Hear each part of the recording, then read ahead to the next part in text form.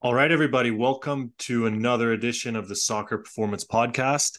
Today we have a special guest working in the MLS, Diego Martinez, working for New York City FC. He is head of performance for the academy. So lots of knowledge and insight he'll bring for youth development, athletic development, great things for the viewers at home, the coaches, the parents, and the players. So, Diego, welcome.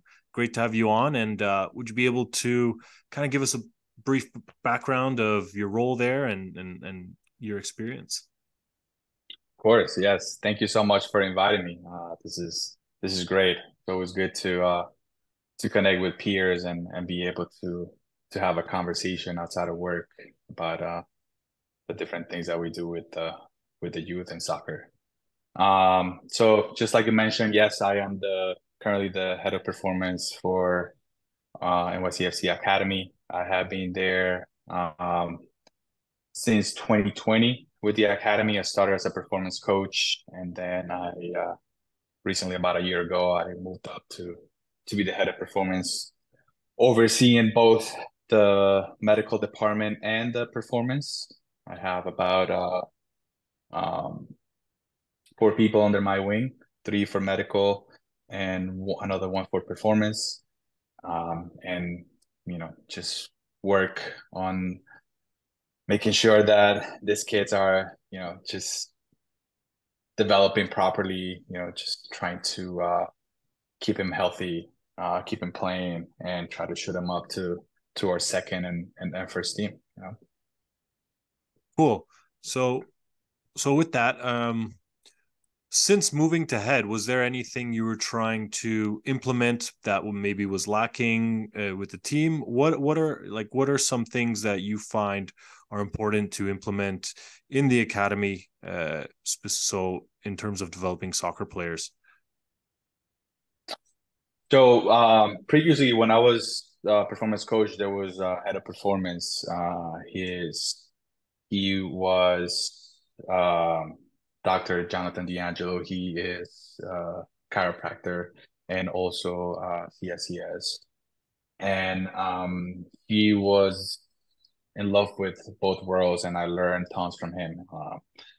And just kind of like going around the logistics of being able to handle both departments and try to merge them effectively, because I feel that that's one thing that doesn't occur very often in sports, on having.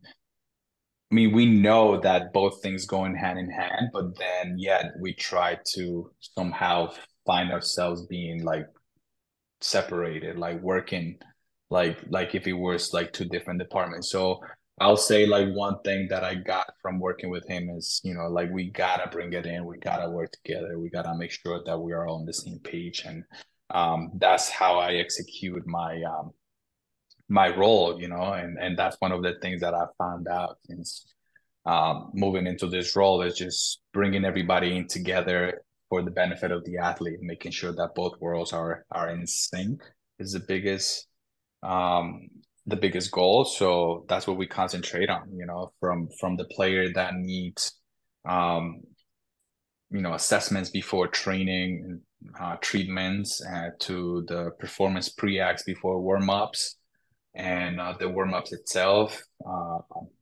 post-training recoveries, gym sessions, you name it. So we work together, and we try to be diligent on that, right? On delivering the product as together as possible. Cool. So with that product that you guys are delivering, could you run us maybe through like what I guess we can give an age group, let's say under 16, under 14, take your pick. What would kind of be that medical and strength and conditioning performance side delivery? What would like a weekly structure kind of look like um, for that kind of age group? Yeah. So for this guys, the first thing that we do is we got to be aware of the calendar, right? For youth sports, for youth soccer, it's a little bit on the hectic side, because sometimes these guys are scheduled to play back-to-back matches on a weekend, right? So we need to make sure that whatever we're doing on a specific day we're considering what just happened the previous week, right? So we're gonna just pick a random week out of our spring season, that the one that just passed. Um, Usually the way that we structure it, we're coming from playing a back-to-back match, right? Like Saturday we played and then Sunday we play. Then usually Monday will be a day off, right? We kind of like let them just disconnect from football, from soccer, and then the next day when they return, we try to have a plan for a recovery session, right? Mm-hmm. Where they will still be able to have a soccer session, but the intensities obviously are gonna be very low, right? Spaces are probably gonna be minimum, so we manipulate everything around the session to make sure that it's not um, that it doesn't have a lot of volume and it doesn't have a lot of intensity, right? That we're still gonna apply the concepts of soccer, be able to have a continuity, but there's no intensity, so that they are able to transition into the next day, right? So considering that they're coming from a high workload, right? And Mm-hmm. that they need to kind of like get back into the swing of things again. So from our end, considering those things, what we do is when they come in, if a lot of these players, believe it or not, some of them they require some treatments. That age group, especially the one that you name, U14s, U15s, they are in that time of growth, where there's a lot of pains and aches. And that's another thing that we try to always keep in mind, that, a lot of the times these pains and aches are happening because they're growing, right? It's a lot of hip discomfort, there's a lot of knee situations. So we try to make sure that we are, just looking at the growth spurt of the peak high velocity, right? And see if that's what's happening, or if there's like an actual injury, right? So we start with that. If there's a player that is going through their peak high velocity, then there's a different attention that we need to give to that player, right? Or if there's like a discomfort, there's different levels of injuries or discomforts or complaints that these players will have. So medical team is usually we're very diligent on delivering treatments for these players prior to training, and then after that, we will have what we call a pre-act. The pre-act now has a more emphasis specific to the player and their position or whatever they're lacking, whether it's hinging abilities from the hip, or balancing, or just hip to like lower body and upper body disassociation, whatever, um any given player that we notice from how they move or from previous tests, we make sure that it's being implemented in this pre-act, right? And they're not long, they usually run for 10-15 minutes, but it makes a difference because you know, when you go on a daily basis, it's like soccer, right? You're training on a daily basis for you to get better. It's the same thing with this, right? You spend 10 minutes doing these movements, you eventually get better, right? Um, so that's for them to improve on their athletic development. And then after that, we have the pre-training warm-up, which will actually be on the field, where we work now more on your, running mechanics, and your lateral movements, your a little bit of plyos, making sure that you're landing properly, right? All those things, and then you do some activities with the ball as well, just to kind of like get them into that proper transition into the training. We try to make an emphasis on those warm-ups to be directly or be connected to what the session plan is. So if it's a session that is going to be a small sided, then we got to make sure that we in the warm up we're doing change of direction, accelerations, decelerations that are short, right? So that they're stimulated towards what the session is going to be like, right? If it's maybe a session that is going to be um, bigger space, then we make sure that we are open them up. We do a couple sprints so that Mm. the body is stimulated and is ready for what's gonna be demanded of them. So that's basically, I know it's a lot of information just to spit around on a very like everything that I just said basically takes between 20-30 minutes prior to training, but I think it's like one of the things that uh kind of like I would like to say makes our program whole, and what we, just trying to make sure that we keep continuity of. Yeah, that's really good. Always interested in like the training themes of the day and how it integrates and works well together. And I have a couple questions from there. I know Juan will uh probably want to Yes. know about the position specific probably work. But a couple quick ones. One, you mentioned peak height velocity, which I want to touch in really quickly because I feel at home from I remember growing up, that was never even a discussion. No one ever paid attention to it. Um, how would you approach that differently with that athlete? So that athlete's going through the growth spurt, coordination at this time's, feeling a little off. How would you modify their training? The gym work, the technical work. How do you tend to go about that? So if I always say that the peak height is always like a lottery, right? Where there's players that go through it and they experience aches and pains, and there's like the other side where they go through it and they never experience anything. But the biggest goal is for us that, when they're going through these moments in their life and their growth, that's when we try to make sure that they're proper movers, right? That anything that is related to athletic movements, to what makes an athlete, not only a soccer player, an athlete whole, right? Those things are being done properly, from hinging patterns to squatting properly, just um proper balance, you name it, right? Just making sure that your coordination is there. So those are the things that we try to emphasize on. If for any that's for, for the players that have the aches and pains during this time, those are the players that we try to minimize the workload, right? So we urge the coaches to maybe have them participate in training at a lower capacity, all right?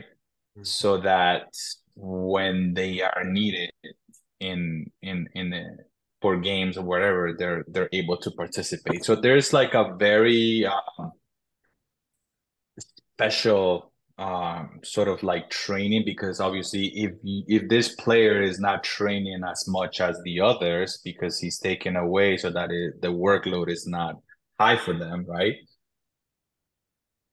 We still want to make sure that they're keeping up with their fitness. So that it's always like you gotta find what's right for them without like having them have a hard impact on their bodies. Mm. So when possible, we try to just take them away from the sessions that are small sided, right? And or take him away from the games at the end on those sessions that are gonna be small sided. So it's very relative to the player, and that's how we try to manage this. And it might happen just once a week. It's all about managing the overall workload in the week so that we are not making whatever discomfort or pain these players are having at the moment. Understood. Yeah, makes sense. So would they be when you pull them out there? Are you giving them kind of more gym work, more let's say modified conditioning, whether that's on the bike and stuff like that? Exactly, Yeah, exactly. So that's the awesome. goal, basically. It's Mm, not like they just um completely stop working and sitting down. No, like mm. we take them away to work on improving their movements, right? Whatever we see that they need to work on, that's basically what they're gonna be doing, whether it's the gym work or working on the basics, right? there's always something that these guys need to be working on, right? So every player has their own traits and their own uh, physical characteristics that they need to be working on. So um, we tailor it to the player and what and their needs, and we make it happen. Mm. The biggest battle is just trying to, take away numbers from the coaches when they plan their sessions and all that. So even though that's kind of like for for us, it's kind of like the best way to approach it is not ideal because these guys need their players and their numbers and they have a plan. So you know Mm. that's the biggest caveat, but we try to make it happen so that we're shielding the player and taking care of him, and then the injury doesn't get worse, and then it could be sidelined even for longer periods of time, right? So that's kind of like the approach is like give him to me for 10 minutes so that you don't lose him for a week or two, right? Mm. Mm. Yeah, You makes know, sense. Juan, anything there? Yeah, go ahead. yeah, I'm just curious because I know you're South American, and I just want to know kind of where your training methodologies come from, and kind of how they differ in South America versus the US, and how they've shaped your training Mm. style. Right. I think it's interesting because we were speaking previously, and you have experience in both countries, and so I'm interested in knowing kind of how you create your or how you structure things. I haven't had the experience to work down south. I have been able to connect with a lot of peers from there, from different teams and Colombia and Bolivia, Ecuador. But I haven't had the chance to actually work in the environment. A lot of the things that we have connected with them, they're very close to what we do here, or they're working towards getting into the plans that we have.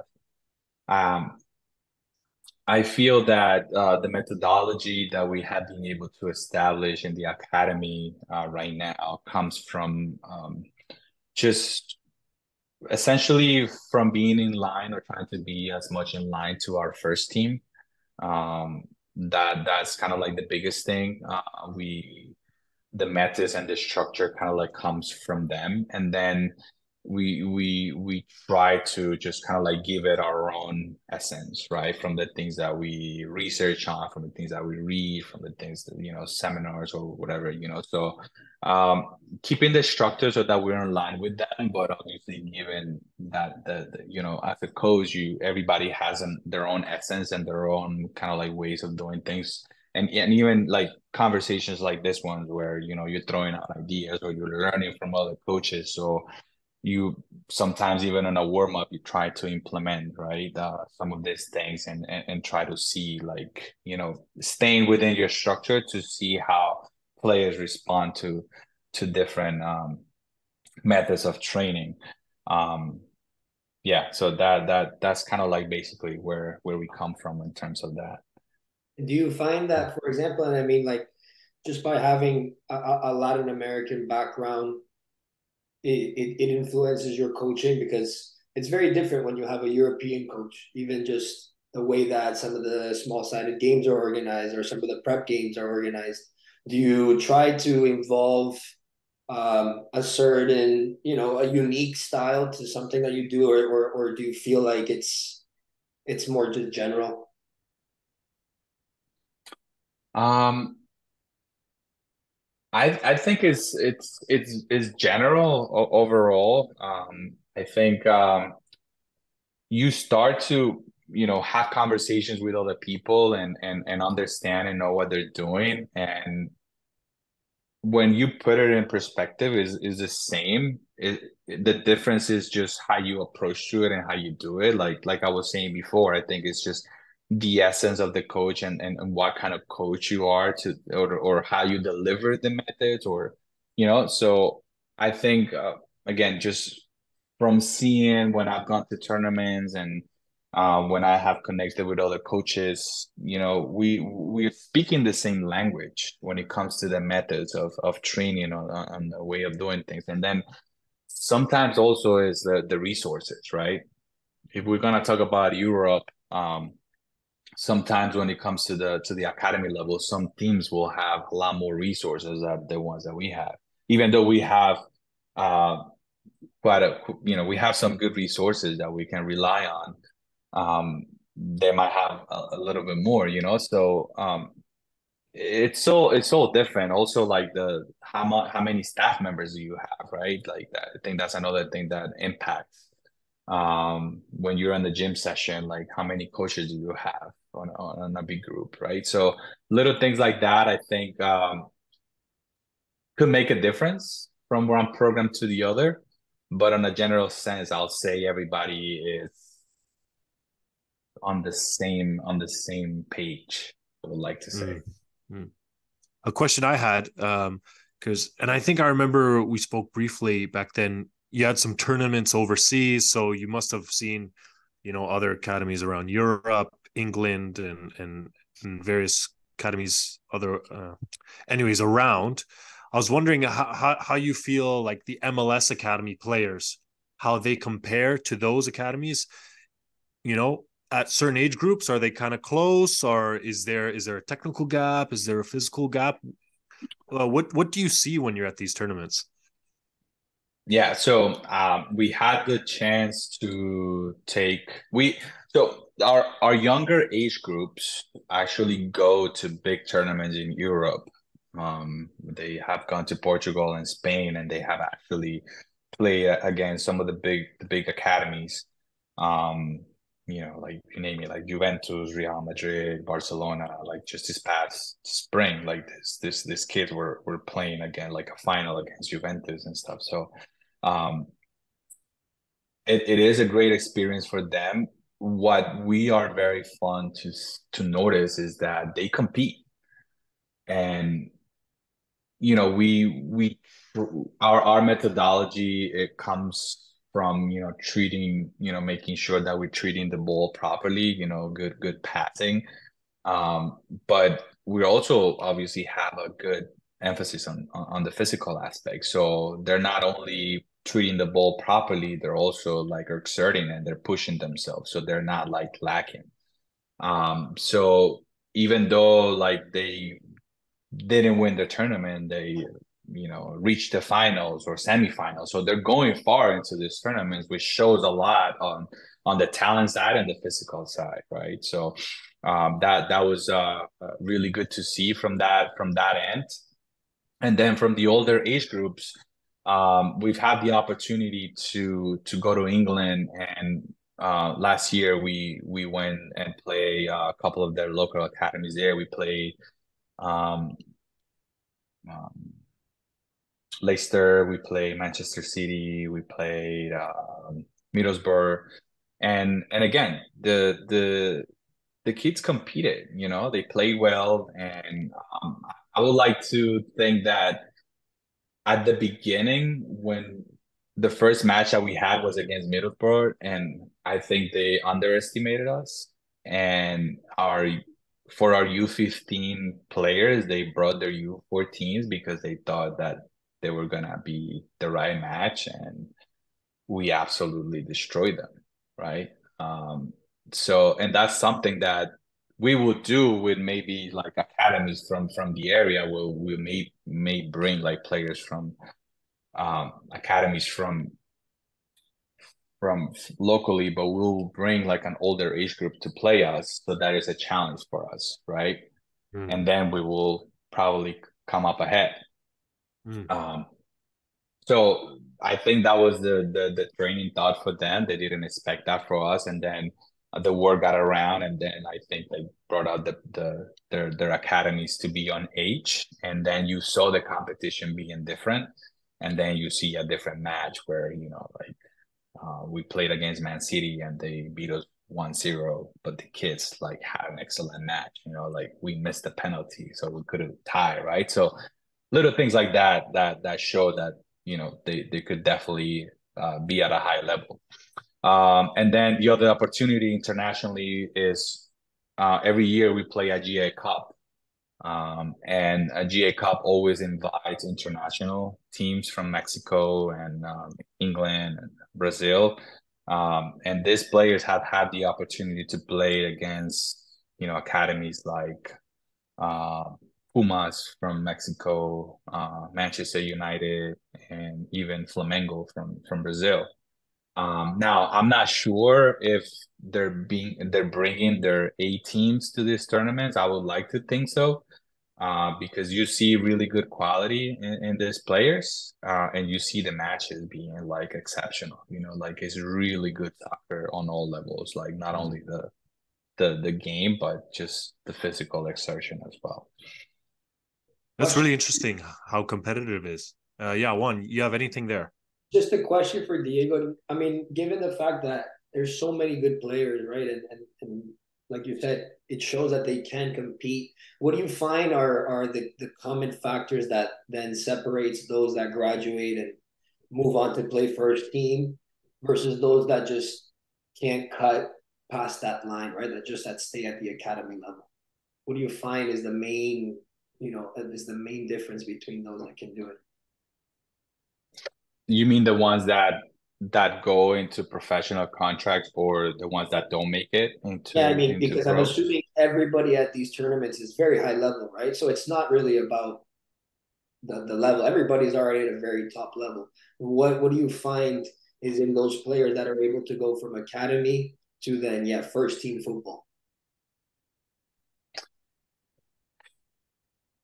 I think it's from what I've noticed is obviously first thing I would say I would like to think is a talent, right? They just have to have that, like I, if you belong to a professional academy, you obviously have a high level of talent, but when a player is going to be a pro, there's something that calls the attention. There's a characteristic not only from a physical standpoint and the way they play, it's just their understanding, right? From the technical aspect and the tactical, like they're able to just grasp what coaches want from them. And I think from our style of play, that's kind of like where like players will excel, right? Or look to be promising is just by being able to understand the game and how they move in the field and do the job that they're required of within their position, right? So I think from what I've noticed that the players that are able to have not only the physical abilities and the soccer talent is just the understanding, right? That mental aspect of knowing where to be in the game and know that if you get put into the grind, right, at a higher level, you'll be able to perform as well. So I think that's the biggest contributor on when you're sending talents up the chain, and then again the other ones are again exceptional talents that eventually the good thing about US soccer is that they end up in college, right? Likely in Division 1, and over there they're gonna play top football as well. So I think like that's also a win situation from my opinion, Mm. because you will be able to go play Division 1, get an education while you're there, and you might still have a chance to get drafted, or um, eventually when you finish school at 21, 22, I mean, I would like to think you that if you have been playing soccer in college for the last 4 years, you probably, you know, were playing at a high level, and you might have a chance to continue your professional career, probably not on MLS, but USL or go overseas. Not sure. You have seen all these different scenarios. Mm. Diego, do you find players are players really open towards that, NCAA route, or are they kind of discouraged? Maybe they didn't make it in the first team at that moment. Is that something where like you kind of have to kind of help them bring clarity and stuff? Yeah, I think you see patterns, right? You see patterns of players where they just, when they get to 15, they start to notice that now, like 12s, 13s, and 14s is that those age groups are like developing, right? It's like developing on all levels, like, like physical and soccer, like, the human aspect inside, outside the field, watching film, like you're molding that player, right? Because once they get to 15, it's a different level, you know. It's you're being asked a little bit more now, right? And I think that's the moment when they start realizing, okay, you know what, like me, like I could do this. And you will start to see that a lot of the guys that are supposed to be with 15s, if they have that talent and that physicality, might even be moved up to be with the 17s. So those players are the ones that are actually, you know, are likely to be the ones that are going on that professional pathway in their head. Um, but I think, like, for the most part, a lot of these players look for for for the college route. I think it's a big deal for them and their families. And then if the professional opportunity arises, unless in your head you're really convinced that that's what you want and that's the only option for you, you see that player as well, where it's like, head on, I'm gonna be a pro, I'm gonna be a pro, I'm gonna be a pro. Like they don't even think about the college option. So you see everything, right? That's why I mean by patterns of different players. But I would like to think that there's a bigger percentage of the player looking into going into a first division college. Okay, I think cool. that's a very good way to kind of understand that there's so many pathways to pro, and I think that like you said it, Diego, there's almost, I mean, I previously had a conversation with Federico. We had him on the podcast. I don't know if you know him, out of Columbus Crew, but he's in a position very similar to you, and we were talking about checkpoints. um and maybe that wasn't the best term, but it's just kind of having a guideline in terms of time frame, where, if, like you said, if you haven't cracked the attention of a first team by 15, 16, it's very unlikely that you will. And so then you have to see, okay, well, I didn't make that checkpoint. Okay, what can I aim for now? And so the next step would be, if I'm 15 to 18, can I get into a university, right? And like you said, can I do both things? Can I do the education? And usually if you're good enough, then it pays for itself, right? And so now, if you're that player that is convinced that he wants to be a pro, and that's it, now you can explore, for example, the USL routes. Maybe you don't have the level to be at that top division, but now you can pursue these things. And so it's nice to be a young player and know that it's not the end all be all if you haven't made it at a certain point in that time frame, but you have to be aware of reality as well, and you have to have reason, Correct. right? Yes, 100%. That, I mean, you couldn't have said it better. I think that's basically what the the operation and the logistics of academies across the US are. Like, um, how Federico portrayed it is the way it goes. Like this players, if they don't make it, they know they have safety where, they go to college, they still get an education, and they'll be fine. Like it's a win-win when you belong to these academies, because when we go on tournaments, right, the big tournaments, which is, like I mentioned, GA Cup, and then our MLS Next playoffs, around the fields, all you see is just the badges of the best colleges in the country. So um these people are there obviously for a reason, to bring all these kids into to their colleges to improve their programs, and they do for sure. And then there's like that percentage of players that go into college, and then, halfway through or at the end, they end up making it, just because they improve, they continue to play, they have that consistency of playing at a high level. And if they stand out, they're gonna be like, someone's gonna be on the lookout. And another thing that I've been noticing a lot with our players is that if you have like that special characteristic, that special talent, no matter what age you are, like you already start to see these kids like having agents, Hmm. you know?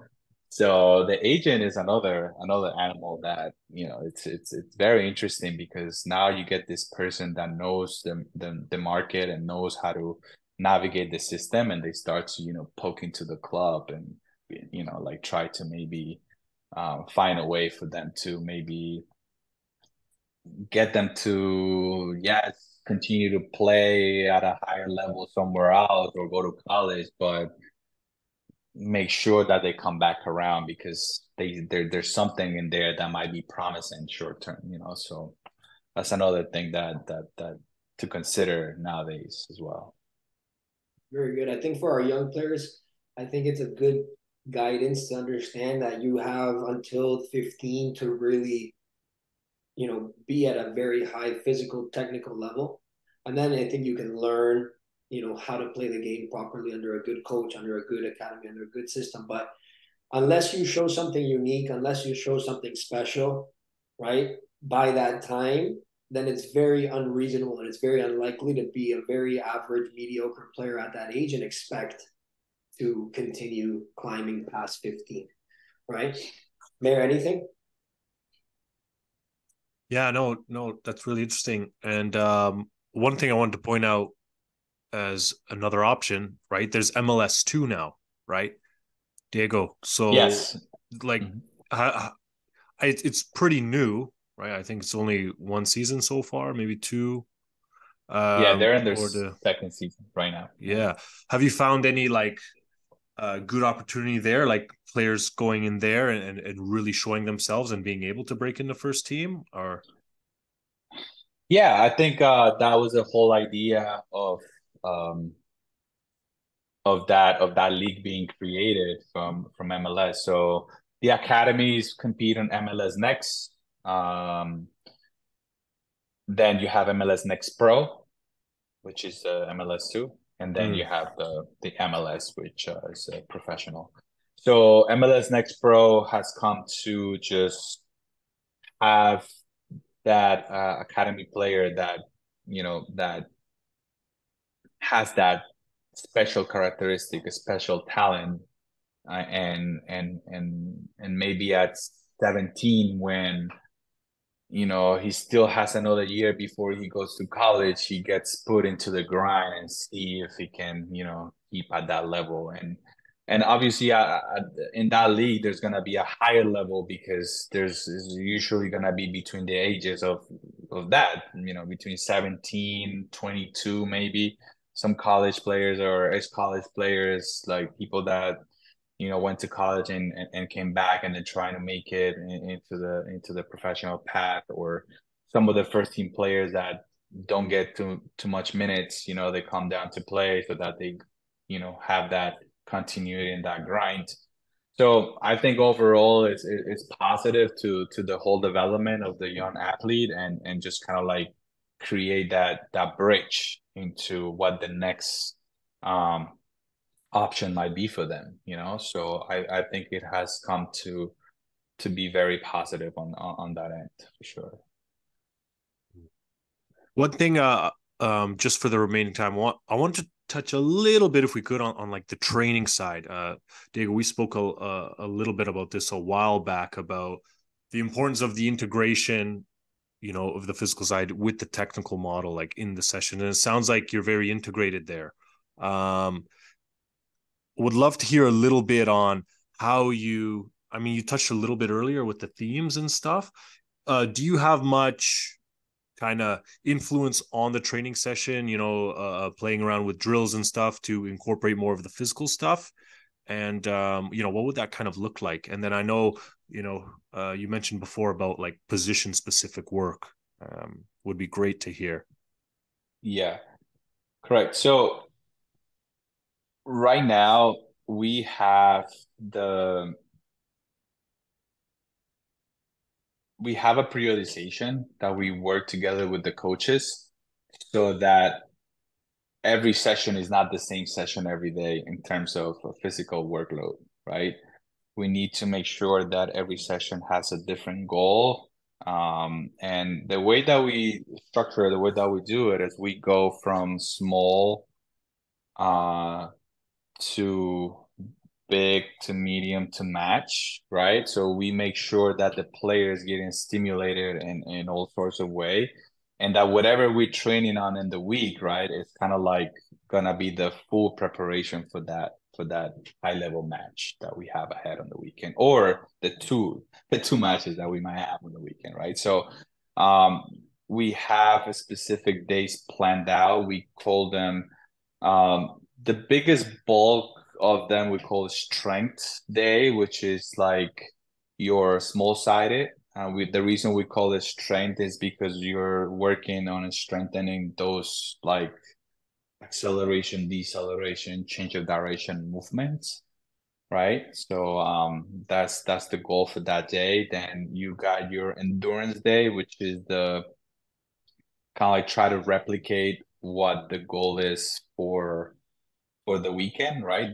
Basically, it's a bigger space. Sometimes, like we'll do 11v11 on a big field, so that's like a soccer, very like game related session, right? A lot of playing for that day. Um, and then the next day after that, you go to a medium sided, right, where you work on patterns of kind of like speed of play, right? You create situations of soccer, but you try to exercise them with good space and good reaction, right?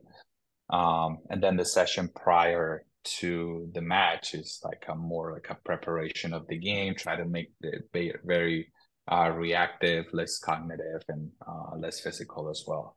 So that's kind of like how we structure it. We sit down with the coaches, we plan the sessions, and we obviously, based on the calendar, we pick the day that we're gonna work on, and then they build the session around that, right? So that's kind of like our influence on the training session.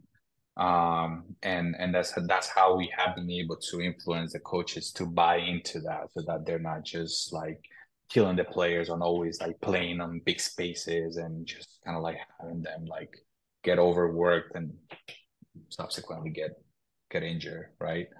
um and then in terms of like, what I was saying before in terms of like specific to positions and stuff, that's goes back to what I was said at the beginning, where you're doing your pre-acts, right? The pre-acts is kind of like that isolated work for the player, where what are the movements that you usually do in your position? Are you our left center back that your coach wants you to make sure that you're delivering ball to the wingman, right? To the wingback, right? So what are you constantly doing, right? You're kicking across your body across the field, like, so we might have to maybe like create some sort of work on the other side, so we're not creating these compensations on your hips, because you're planting, you're kicking across constantly, and you're only doing it to one side. You're never using the opposite side. You're never kicking balls across to this side because you're playing on the left side. So,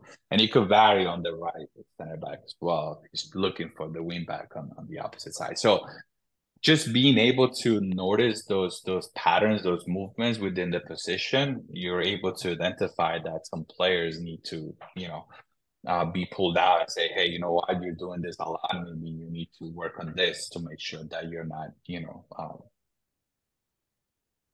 creating a problem that we don't want to have, right? So yeah, that's being interesting. able to, examples like that is like one of the things that we're able to identify, right? The list goes on, right? We can go also into the midfielders and how much turning they do, and especially with the style of play that we have, where they're constantly checking in for the ball, a lot of acceleration, deceleration, a lot of faking, a lot of turning, so just making sure that we're working on upper body strengths, make sure that, um, changing of direction is on point, right? So creating those situations, right, of, like changing direction into different angles it's important, right? Um, that's kind of like the two of the biggest examples that I could provide in terms of that, specific to the position and how we approach it on the pre-act. Cool. Really. Juan, any questions there before we wrap up? No, I think that's great. And I think it's a very nice, simple way to understand how you incorporate physical work that prepares the body for a good dance. I think that's amazing. For me, thank you so much for taking the time to chat with us. Hopefully, there's an opportunity to do a part two in the future. And all the best with New York. Toronto right now is not in the best situation, so we'll push for New York on your behalf. Thank you so much, guys. This was great.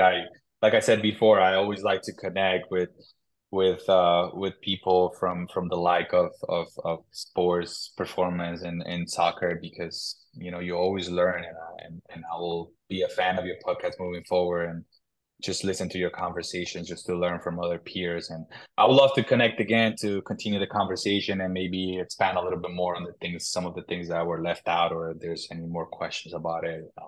There's a lot more that is definitely worth sharing to 100%. to And for to the us, listeners for sure. Mario and I always talk about the end goal is to just provide right now a lot of value to our young players, right? To players that need that guidance, so that hopefully it's something of value. So thank you again for taking the time, and I'll let Mayor wrap up the episode.